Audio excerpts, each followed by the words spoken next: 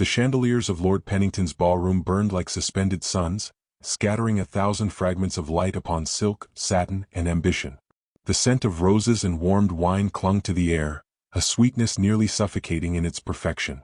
Every woman glimmered like a carefully crafted ornament, every man, a polished mask of lineage and poise. And there, seated near the orchestra where the violins whispered through candlelight, sat the one woman who did not belong among them, Evelyn Hartwell, daughter of a bankrupt tailor, hands scarred by needles and dreams. She had stitched half the gowns spinning before her, yet owned not a single yard of silk herself. Her seat had been offered by Lady Densmore, whose benevolence always carried the faint perfume of mockery. "It will do you good," she had said earlier, fastening an old brooch at Evelyn's collar. "To see how society moves, my dear. You might learn something useful." Useful. The word still echoed. Evelyn had smiled then, though the smile had trembled.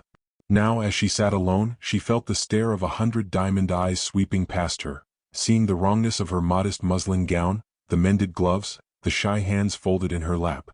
Behind her, gossip breathed like wind through reeds. A seamstress, they say. Lord, imagine the desperation. Who allowed her in? The music drowned none of it. Every note of the waltz became an accompaniment to her humiliation. She lowered her gaze, willing herself smaller, invisible. The air seemed to grow heavier, thick with perfume and judgment. Her eyes caught the mirrored walls, and she wished the reflection might soften her. But no, there she was, plain, pale, and out of place.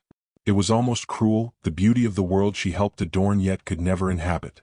A sudden commotion near the dance floor interrupted her thoughts. A young lady, one of her recent clients, had dropped her glass of champagne. The golden liquid bled down the front of a pale silk gown. Gasps followed. The girl turned in panic, eyes darting for blame. And then, absurdly, the direction of every glance shifted toward Evelyn. She was sitting near the serving table, someone whispered. Perhaps she brushed past. She oughtn't be here at all, another said, loud enough to pierce the music. Evelyn froze. The accusation was ludicrous, yet silence was her only defense. Her throat locked. Every instinct urged her to vanish, to shrink beneath the velvet drapery, to flee back to her attic room and its familiar quiet. She could feel the heat of shame rising along her neck, the cold tremor in her hands. And then, cutting through the low laughter, came a voice. Deep, even, yet carrying the unmistakable timbre of authority. Enough. The crowd parted instinctively, revealing a man whose presence commanded the room without effort. The Duke of Ashbourne stood near the marble pillar, tall and severe, his hair touched with silver, his expression inscrutable.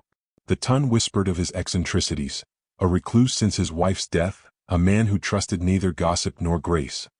He stepped forward now, unhurried as though time itself obeyed him. His gaze met Evelyn's, and something in her stillness seemed to interest him. He extended a gloved hand toward her, not kindly, not warmly, but with a composure that silenced the hall. "Miss Hartwell," he said, his voice pitched low enough that only those closest could hear, yet clear enough to ripple through the assembly. "Would you grant me the honor of this dance?" The room gasped. The orchestra faltered. Evelyn's first instinct was disbelief, then fear. She looked up at him, uncertain whether he mocked her. "My lord," she whispered, "I?" He leaned slightly closer. "Let them think you're mine tonight." The words brushed her ear like a secret, their meaning both rescue and danger.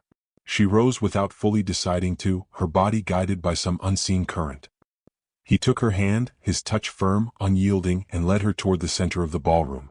As they began to dance, murmurs flared anew, low, poisonous threads of shock. Yet the Duke did not waver. His posture was impeccable, his movements precise, as though he were announcing before all of London, "This woman is under my protection." Evelyn followed, trembling at first, then steadier, finding rhythm beneath the weight of every watching eye. Her fingers rested against his shoulder. She felt the restrained strength beneath the fabric, the faint scent of cedar and smoke. He did not look at her. Only when they turned near the great windows did his eyes shift down briefly, cool gray meeting the uncertain blue of hers. Something unreadable flickered there. "You need not thank me," he said quietly. "I wasn't going to," she murmured, surprising even herself. His brow lifted, almost imperceptibly. A pause lingered, fragile as glass. The violins soared, wrapping them in sound. For a fleeting moment, Evelyn felt something impossible, freedom, perhaps, or defiance. The chandeliers gleamed like stars, and she, the seamstress of forgotten corners, was for once at the center of the light. but as the waltz drew to its end, she sensed the tide shifting again. Around the edges of the dance floor, fans fluttered like restless birds. Whispers spread faster than breath. She could almost hear the words forming.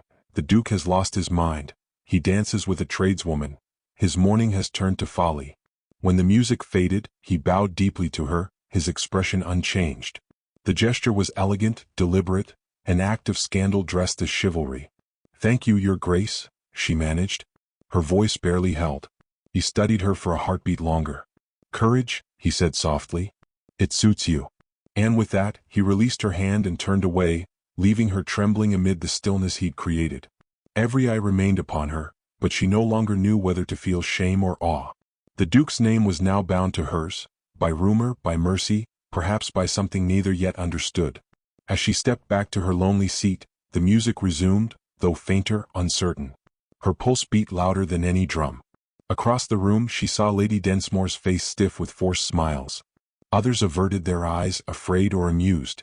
Through the open balcony doors drifted a gust of winter air, carrying with it the scent of rain. Evelyn looked toward the night beyond the glass, the vast, indifferent city stretching past the Thames, and wondered what it meant to owe her dignity to a man she had never spoken to before this evening. Somewhere near the staircase she caught sight of the Duke once more.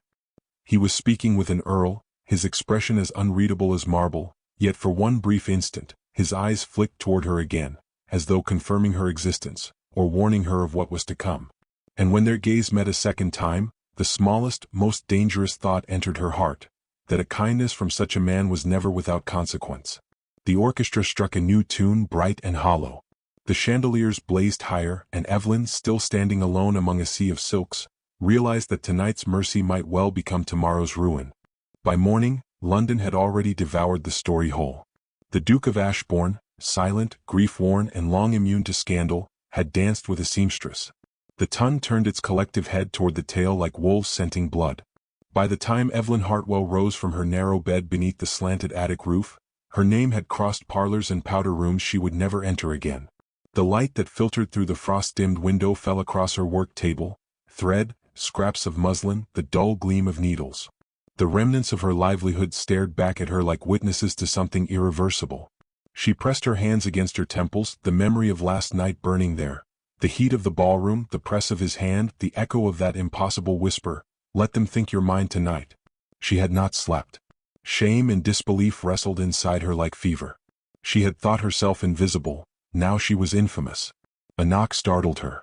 The landlady, Mrs. Carroway, bustled in without waiting for reply, a small woman with eyes too sharp for kindness. "You visitors," she said, her tone laced with curiosity. "A footman no less. From Ashbourne House." Evelyn froze. "For me?" "I should think not for me," Mrs. Carroway sniffed. "He waits below. And mind you, the neighbors are already whispering." Evelyn descended the narrow staircase, each step a slow descent into uncertainty. At the door stood a man in livery, posture rigid, face unreadable.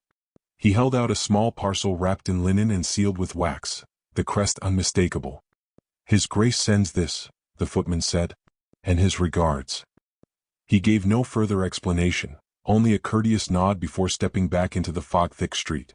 When Evelyn unwrapped the parcel, she found a silver thimble within, gleaming faintly even in the dim light. Her initials were etched beneath the Ashbourne crest, delicately, deliberately. For a long moment she stared at it, afraid to touch it, as though it might brand her fingers. The token was too intimate to refuse, too dangerous to accept. A gift from a duke could be mistaken for patronage, or worse, possession. She set it upon her sewing table and covered it with her handkerchief, as though to hide a scandal from the walls themselves. Days passed, and with them came the slow poison of rumor. Clients began to cancel their fittings. Some letters arrived unopened with curt notes of apology. "Circumstances have changed, we cannot be seen in connection." Others sent coins but no commissions, charity disguised as decorum. Her savings dwindled, her pride eroded grain by grain. When she walked the market streets she felt the stares. Once, two women turned sharply away, whispering with a kind of breathless delight. The humiliation burned colder than the winter air. She told herself she would not cry, not for a world that had never noticed her until it wished to destroy her. And yet each night she would glance toward that covered thimble as if it were a heartbeat pulsing beneath the cloth. Meanwhile, in a mansion half a city away, The Duke of Ashbourne stood by his study window, watching the sleet trace silver lines down the glass. His steward spoke, but he heard little. Letters from the Tun lay unopened on his desk, their wax seals broken by servants too discreet to remark upon the contents. "You have invited trouble, my lord," the steward said finally, his voice gentle but firm. "They will not forget." Ashbourne's gaze did not move from the storm outside. "They never forget," he murmured. "They only wait for another scandal to replace the last." He dismissed the man and turned toward the fireplace. The portrait above the mantel, his late wife, serene and unreachable, seemed to watch him still. He wondered what she might have thought of last night's defiance. Perhaps she would have smiled, perhaps she would have called it folly. Yet something in that girl's trembling courage had struck him with a force he could not name. On the 5th evening after the ball, Evelyn received a letter sealed in black wax. The handwriting, though unfamiliar, was fine and deliberate. "Miss Hartwell, I trust the thimble reached you in good condition. I ask no gratitude. However, I must request your skill once more. There is a tear in a piece I cannot entrust to another. The carriage shall arrive at 8 tomorrow." The signature was nothing more than that single letter, but it was enough. She almost tore the note apart. Yet something, a pulse of pride or curiosity or defiance, stayed her hand. The next evening the carriage waited as promised. The driver did not speak. Through the fog, Ashbourne House loomed like a fortress of stone and sorrow. Inside, servants moved with quiet efficiency, their eyes politely blind. The Duke awaited her in his study, the firelight throwing deep shadows across his face. He greeted her with the faintest inclination of the head, neither warm nor cold. "I thank you for coming." "You did not give me the choice," she replied. "True," he said, unruffled. "But I thought you might prefer my summons to the world's speculation." He gestured toward the object laid out upon the desk, an embroidered waistcoat, fine but frayed at the seam. She recognized her own handiwork. She had stitched it years before for another gentleman. "You kept it," she said quietly. "It was a gift from my wife," he answered. The room fell still. "I could not bear to have another mender's hand upon it." She understood then. He had not brought her here for convenience but trust, the kind reserved for ghosts. She worked in silence, mending the tear with steady fingers. The air between them tightened with unspoken words. When she finished, he said, "You carry yourself as one accustomed to battle. Poverty teaches posture, my lord." His mouth curved slightly, not amusement, something nearer to pain. "And does shame teach silence?" Evelyn looked up from her work. "It teaches endurance, which is not the same thing." Their eyes met, and for the first time she saw past the marble of his composure, the weary fracture beneath. "I did not intend to ruin you," he said softly. "You did not intend to notice me either," she replied. "But the world saw your hand on mine. That was enough." He studied her as though memorizing a face he'd long forgotten how to see. "You deserve better than their cruelty. And you deserve peace," she said, rising, "yet neither of us shall have it." A gust of wind struck the window, snuffing one of the candles. Shadows swallowed the walls. She turned to leave, but his voice stopped her at the threshold. "Miss Hartwell." She paused. He hesitated, then said, "Do you always suffer in silence?" Her hand tightened on the doorframe. "Silence," she whispered, "is the only garment that fits the poor." He closed his eyes briefly, as if the words had cut through armor. When she stepped out into the corridor, she could still feel the weight of his gaze following her, steady, searching, and far too dangerous.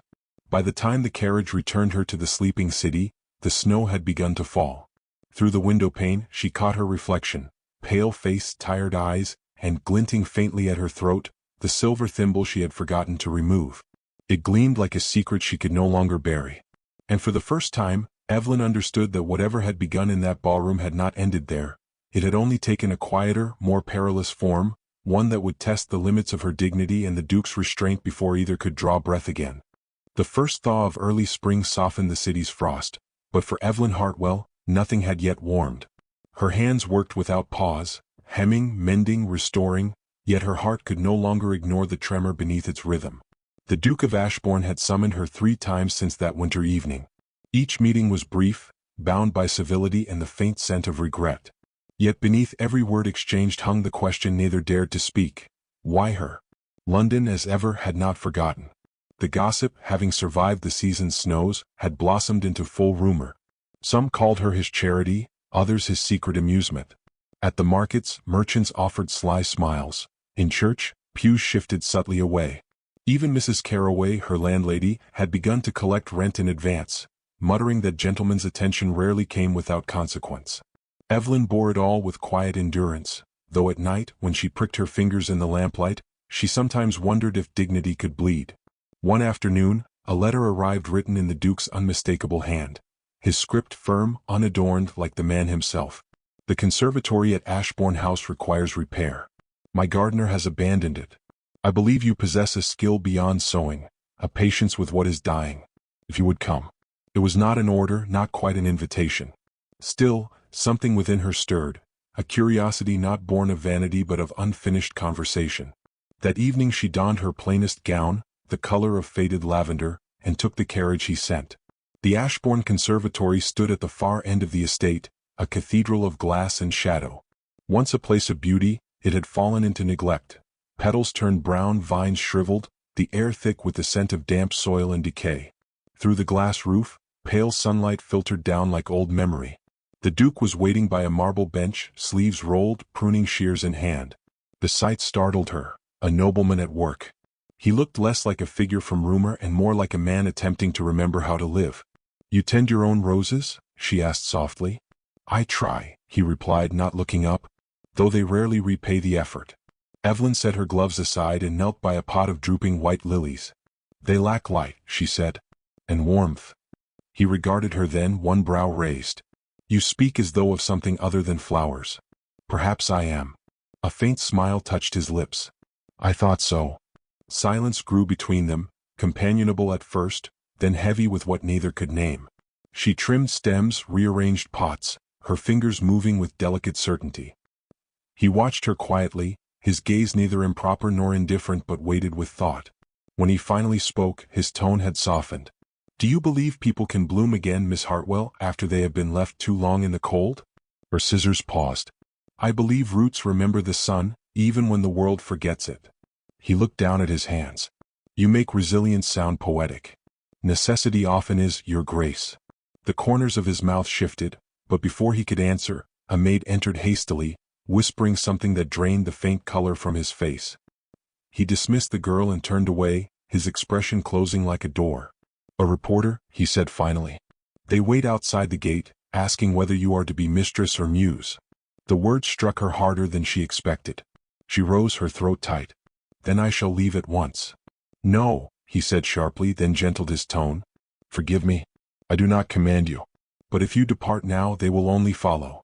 She hesitated, unsure whether to trust him or herself. He stepped closer, not enough to frighten, but near enough that she caught the faint tremor in his breath. "I never meant for your name to carry my burden," he said. "London's cruelty has no compass, it wounds what is visible. And I have become visible because of you," she whispered. He flinched as though struck by truth. "Then allow me to make amends." She shook her head. "A gentleman's pity is just another form of ownership." His eyes darkened. "You mistake me. I do not pity you." "Then what do you call it?" He seemed to wrestle with the answer, gaze tracing the dying roses as though they might offer language where words failed. When he spoke, his voice was quieter than the rustle of leaves. "Recognition. You remind me what it means to be seen without expectation." Evelyn's pulse fluttered, though her face remained composed. "You speak like a man starved of honesty." "I am." The confession hung between them like suspended light. For the first time he seemed uncertain, this man who silenced rooms with a glance. He turned away, exhaling. "I am told I have become cold since my wife's passing. Perhaps they are right. I buried her and with her, the last of my civility." Evelyn said nothing. The air between them thickened with something rawer than propriety could contain.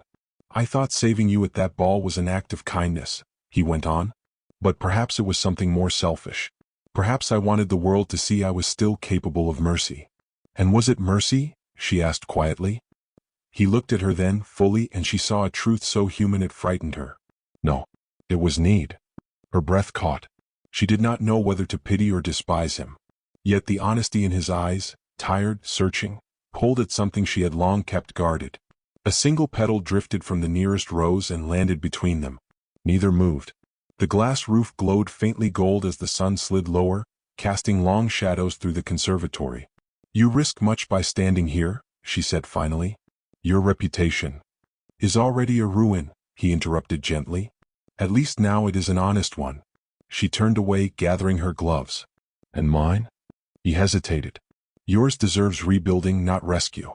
Tell me how, and I will help you do it."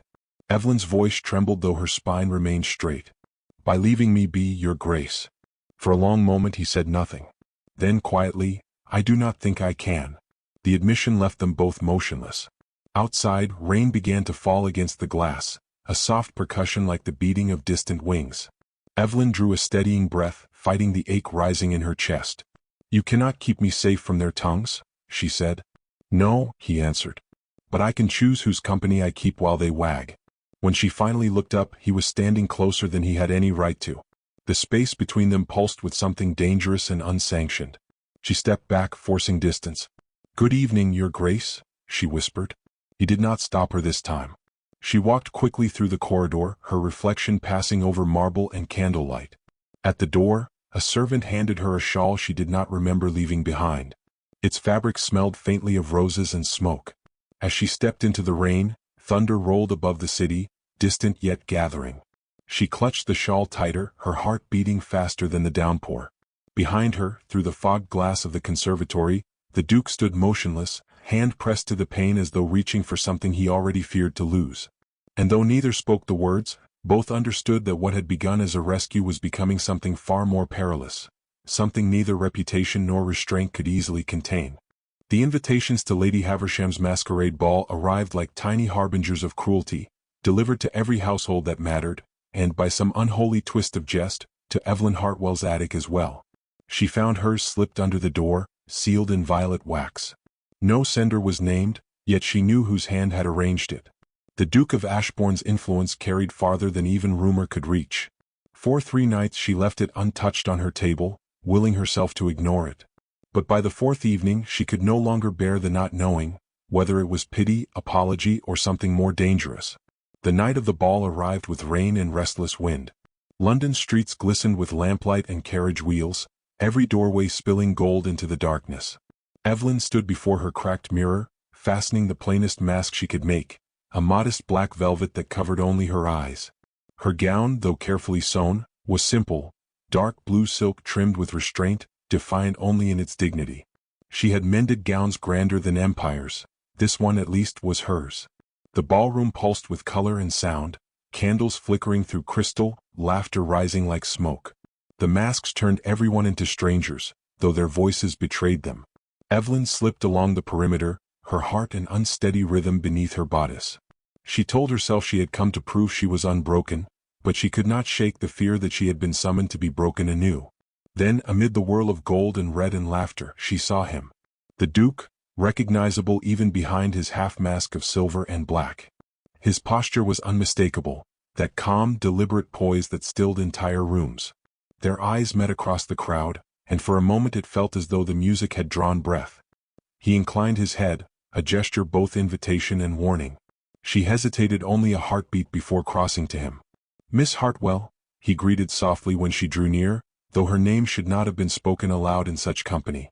"Your Grace," she replied, curtsying with care. "I thought you would avoid such gatherings." "As did I," he said, voice wry beneath the mask. "Yet here we are, each, I suspect, to silence a rumor by feeding it." Her lips parted to reply, but before she could speak, the crowd parted slightly. A woman approached, a countess adorned in emerald silk and veiled disdain. Her tone, though sweet, carried an edge sharp enough to cut. "Your Grace, one grows accustomed to seeing you alone. I did not know you entertained new confidants." Evelyn felt the sting but held her posture. The Duke's gaze did not waver. "You are mistaken, Lady Arden. I do not entertain, I simply endure." His words fell with the weight of finality. The Countess flushed, forced a brittle laugh and withdrew. Evelyn turned toward him, astonished. "You risk much speaking so plainly." He studied her, the corners of his mouth curving faintly. "Truth is less costly than pretense. I am merely late in learning that." Their conversation slipped into quieter tones, hidden behind the music's rise. He asked if she still worked in that dim little room above the milliner's. She nodded.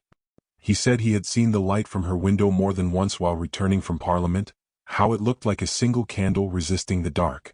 The confession startled her more than any compliment. "Why notice such a small thing?" she asked. "Because I have not slept easily since winter," he said simply. "And that candle makes the night seem less final." For a heartbeat, neither moved. Then the orchestra struck a slower waltz, and before she could decline, his hand was extended once more, gloved, steady, waiting. She placed her fingers upon it, drawn by something older than reason. The moment their palms met, the world narrowed to the slow turning of the floor and the quiet syncopation of breath between them.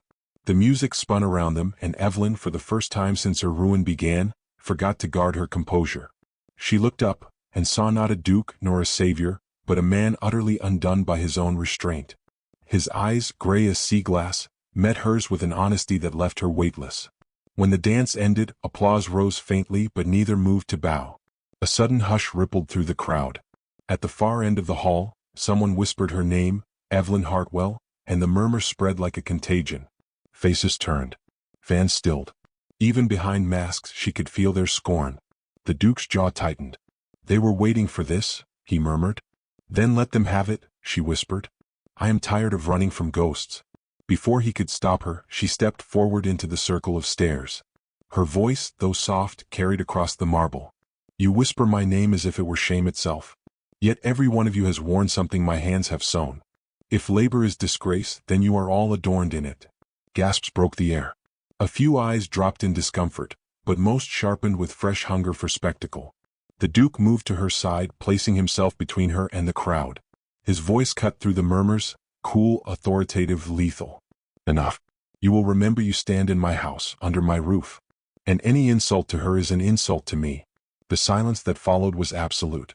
Evelyn turned to him, breath unsteady. "You cannot shield me forever." "I do not intend to," he said quietly. "I intend to stand with you until they learn they cannot touch what does not bow." For a moment she could not speak. Around them the music resumed, hesitant, uncertain. The ballroom seemed smaller now, every chandelier a witness. She felt the world tilt, as if the gravity that had held her below their gaze was shifting. He guided her toward the balcony doors, the night wind pulling at their masks.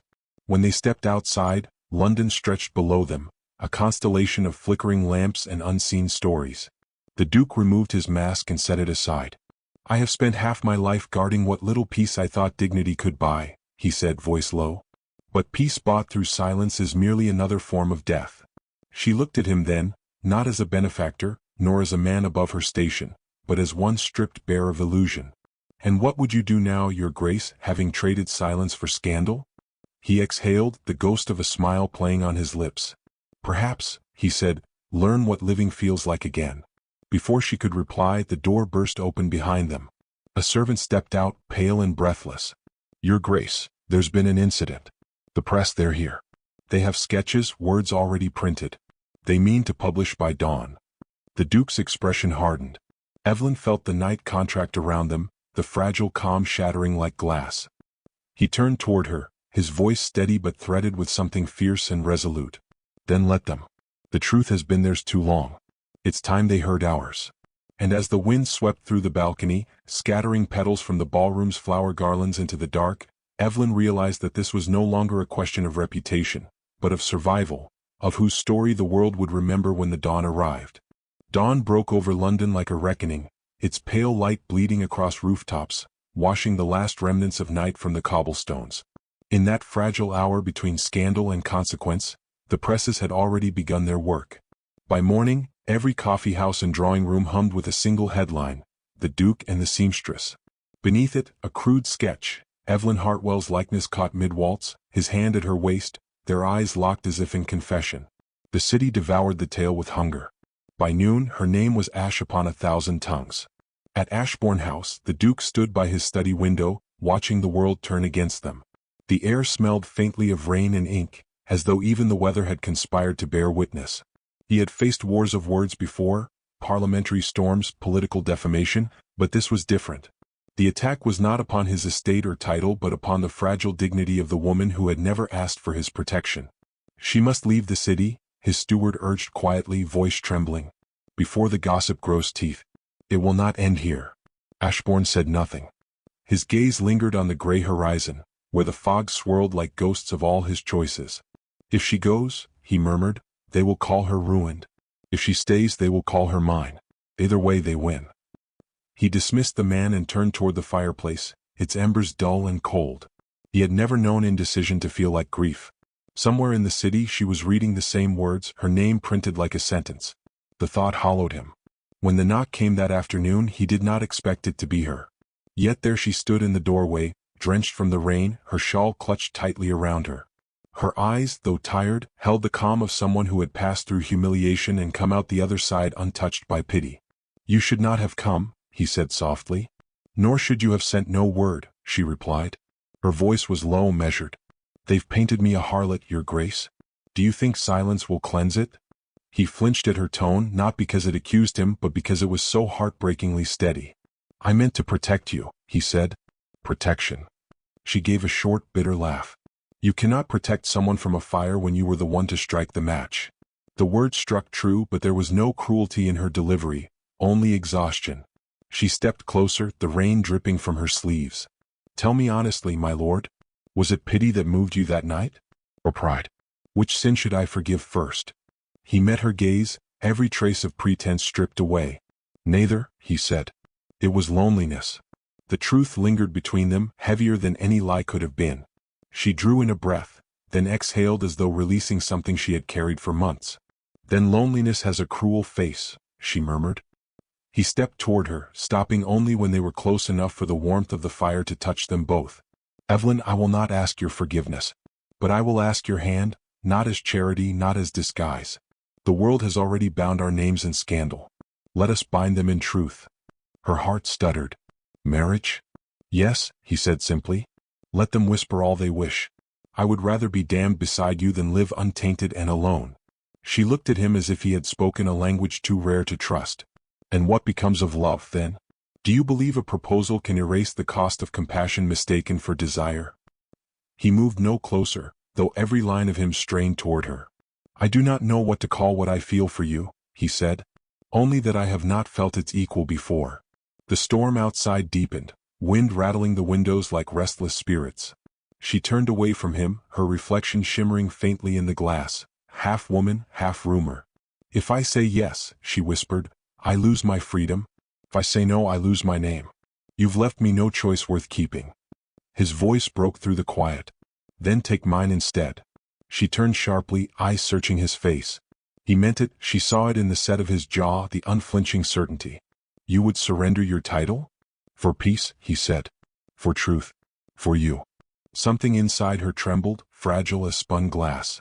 But before she could speak, the doors burst open. A servant rushed in, breathless. "Your Grace, the House of Lords has convened. They mean to strip your seat unless you renounce her." Evelyn's hands went cold. The Duke's expression did not change. He only nodded. "Prepare my carriage." "My lord," the servant stammered, "they will destroy you. They already have." He turned back to Evelyn. "Come with me." She shook her head. "This is your fight, not mine." "It became ours the moment I touched your hand," he said. "If they would tear me down, let them do so while I stand beside what I believe in." Minutes later, the great carriage thundered through rain-slick streets toward Westminster. Crowds gathered despite the storm, umbrellas tilting like dark flowers. Word had spread fast. Ashbourne was defying Parliament itself. Inside the hall, torches burned against the stone walls, their smoke curling like accusation. When the Duke entered, all conversation ceased. Dozens of peers turned, their eyes sharp with judgment. At the far end, the Chancellor rose. "Your Grace," he said, "your behavior has brought disrepute upon the Crown and upon this House. Will you deny these allegations of impropriety?" Ashbourne's reply was quiet, yet it carried through the chamber like a bell. "No. I will not deny the truth merely because it offends." A murmur rippled through the assembly. The Chancellor frowned. "Then you admit to keeping this woman under your protection?" "I admit," said the Duke, his voice steady, "to respecting her courage, admiring her honesty, and envying her freedom. If that is corruption, then I am guilty beyond redemption." Gasps echoed. Some rose to protest, but he silenced them with a look. "You sit here in judgment while your wives wear her stitches on their sleeves. You profit from her labor, yet despise the hand that feeds your vanity. I will not renounce her. Strike my name from your ledgers if you must, but I will not trade integrity for approval." Outside, thunder cracked, a sound so loud it seemed the heavens themselves bore witness. Evelyn, waiting in the carriage, heard it and felt tears she had refused to shed finally fall. When the Duke emerged minutes later, he was stripped of title but not of grace. Rain streamed down his hair, soaking his coat, but his expression was lighter than she had ever seen it. He stepped into the carriage and sat beside her, breath unsteady but free. "It is done," he said. She looked at him through the rain-blurred glass. "And what are you now, if not a duke?" He smiled faintly. "A man, one who has finally chosen what matters." The carriage jolted forward, wheels cutting through puddles that mirrored the gaslight. Silence settled between them, not empty but sacred. She reached for his hand, and when he took it, the gesture carried more truth than any vow. As the city fell behind them, the storm began to break, clouds parting into faint gold. The scandal would fade, the names would change, but this moment of ruin turned to freedom, would endure. And in that fleeting hush before sunrise, the Duke turned toward her and whispered the same words that had once begun it all, soft, steady, defiant against the world. "Let them think you're mine tonight." Her lips curved, tears shimmering in the dawn. "No, my lord," she breathed. "Let them know I am."